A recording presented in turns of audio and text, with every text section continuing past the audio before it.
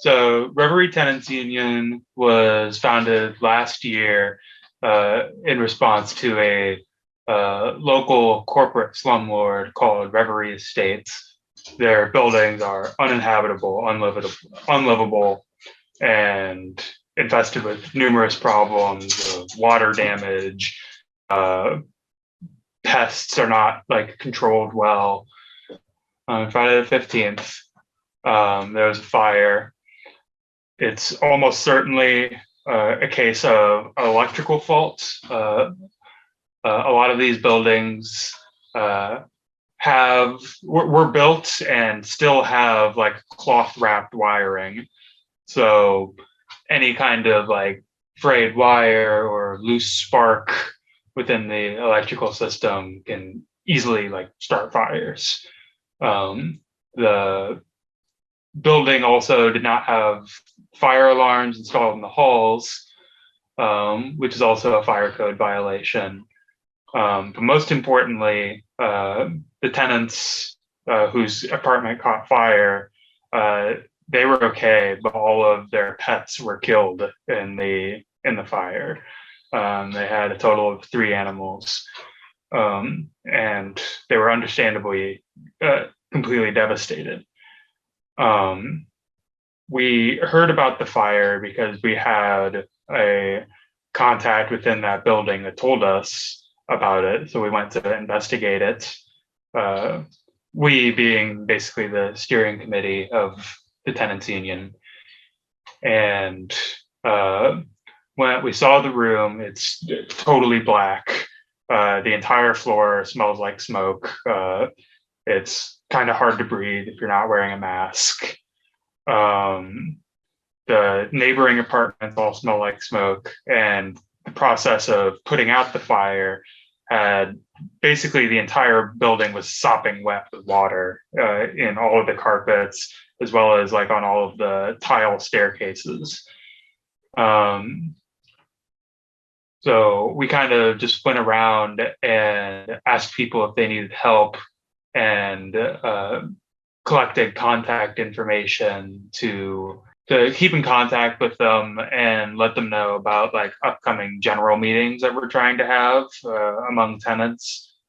Also, in terms of that fire and the process of putting it out, an apartment below the apartment that caught fire actually flooded,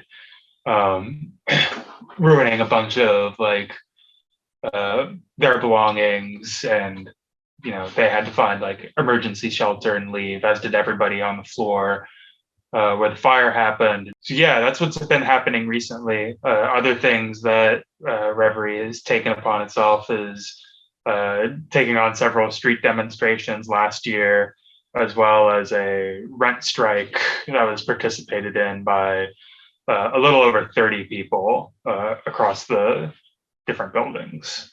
So Reverie Tenants Union has a Facebook page as well as an Instagram page. Both of them are just called like Reverie Tenants Union, Reverie, Reverie, Tenants Union, all is one word. And yeah, we'll be posting updates and continued exposures of like the heinous and unlivable conditions at the different buildings in Indianapolis. Tanisha Chappelle, 23, was booked on suspicion of shoplifting charges from an outlet mall, followed by a police chase in which Tanisha drove off from the original officer due to the fact that he pulled a gun. A ridiculous bond of $50,000 was initially set for Tanisha, and she was in holding at the Jackson County Jail. This occurred on May 26th. She was in jail under suspicion. She was only being held. She was not convicted of anything at this time. Tanisha Chappelle was one of only 2 Black people in the openly racist jail. She was surrounded by inmates who openly threatened her, called her racial slurs, placed nooses in her cell, and who are who have since discussed poisoning her. Tanisha suffered through months of targeted racism. One inmate had stated that should have been moved a long time ago for her own protection. Another inmate openly admitted to calling her racial slurs. In a call to her family, she says, "You know what a cop just told me yesterday? He said, you know what the easiest way to get away with murder?" And she said, I was like, no, what is it? And he said, be a cop.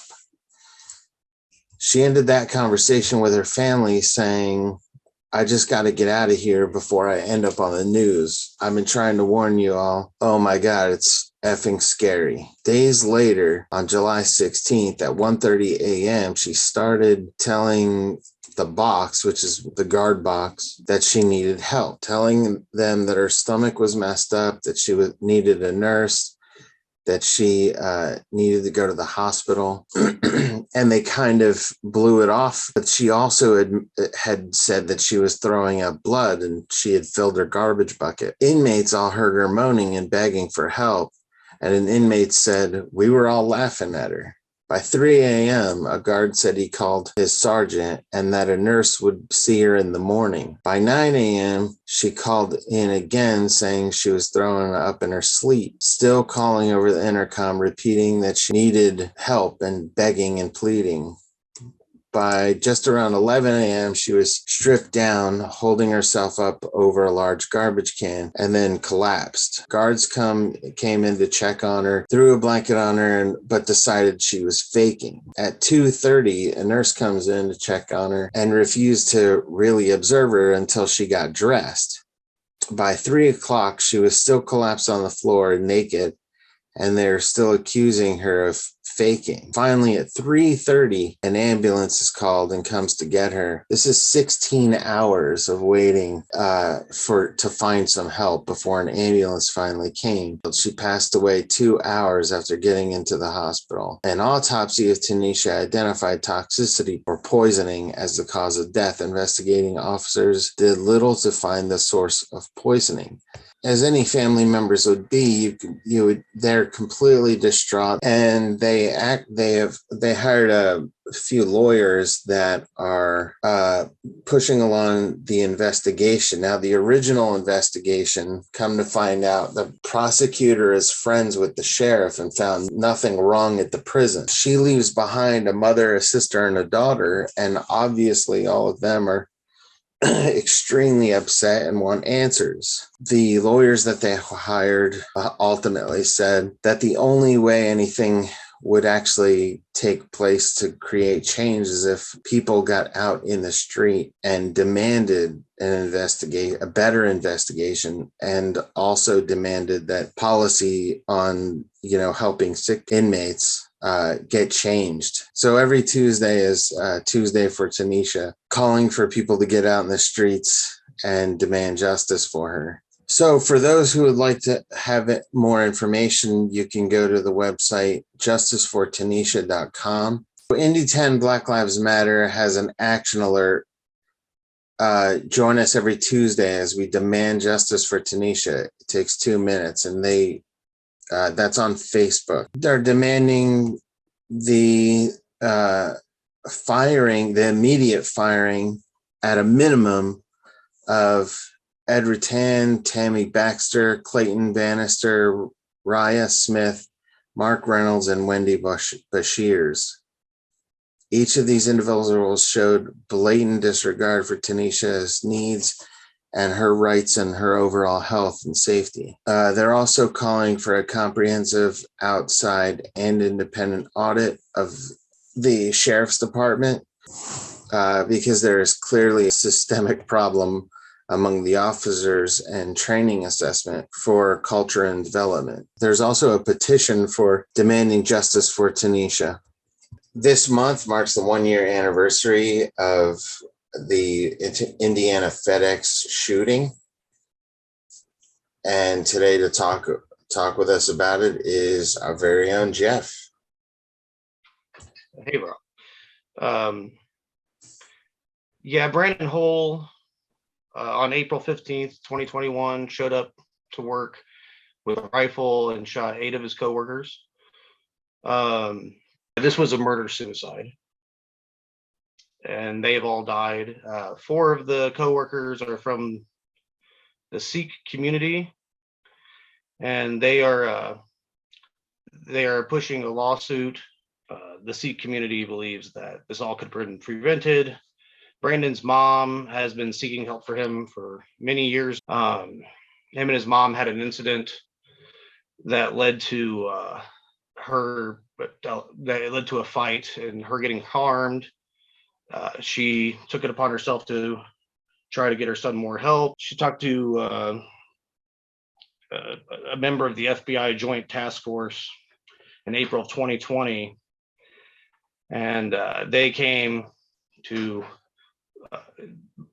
try to look at Brandon's computer, and the FBI and police department found about 200 files of neo-Nazi propaganda. Brandon's mom was concerned. Sheila Hole was concerned about this. That was part of her reasoning for calling the police, was because of what she found on the computer. Nothing came of that, and Brandon's mom and the Sikh community both believe that those were plenty of red flags. The Sikh community is asking for 2.1 million for the 4 Sikh families that have during this process. They haven't had any response from Marion County IMPD or the prosecutor's office toward the lawsuit, and now they filed suit, and that's where we are. On Wednesday, April 13th, 2022, 1,700 plus graduate workers went on strike from Indiana University in Bloomington. We had a chance to catch up with them, and this is what they had to say. I mean, we didn't have any raise for the past 5 years. There have been promises from the administration about giving us more benefits, but many of them are not followed through. And we feel that at this point, that really our financial security is really hurting our ability to contribute to undergraduate education at IU. And that's why we feel that, we start this movement partially for us, also the other side that also partially for the undergraduate education that we are participating in. The decision to go on strike is a collective decision. That's why we continuously hold these vote of continuation every week. And if our members still feel that we are being mistreated, we are still being abused, we are going to continue on strike. But it is important to understand that it's a fully democratic decision. The workers are affiliated with the Indiana Graduate Workers Coalition and United Electrical Workers. The strikers, research assistants, and associate instructors make up almost half of the 4,000 graduate workers at IU. The salaries at Indiana University can be as much as $20,000 below a living wage, as a calculator developed by the Massachusetts Institute of Technology lists for Monroe County, Indiana.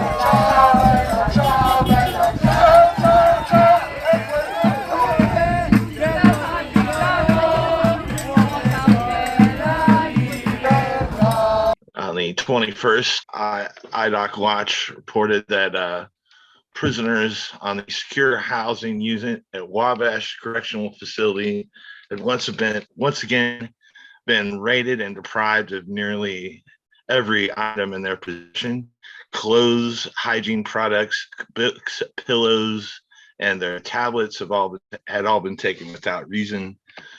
Prisoners on the SHU had just recently been able to repurchase items that were illegally taken from them last October, when prison staff eliminated all rights afforded to administrative segregation. Now those items have been taken as well.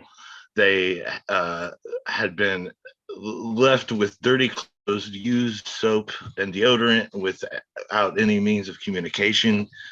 The October raid, they said, was devastating. Several inmates on the SHU announced intentions to begin strike until their items had been returned.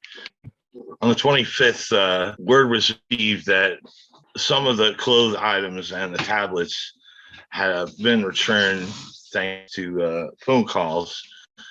However, the vast majority of property, including many necessary items, are still confiscated. And IDOC Watch is calling on people to keep calling at this time. For more information on that, please visit idocwatch.org. And here are your random events.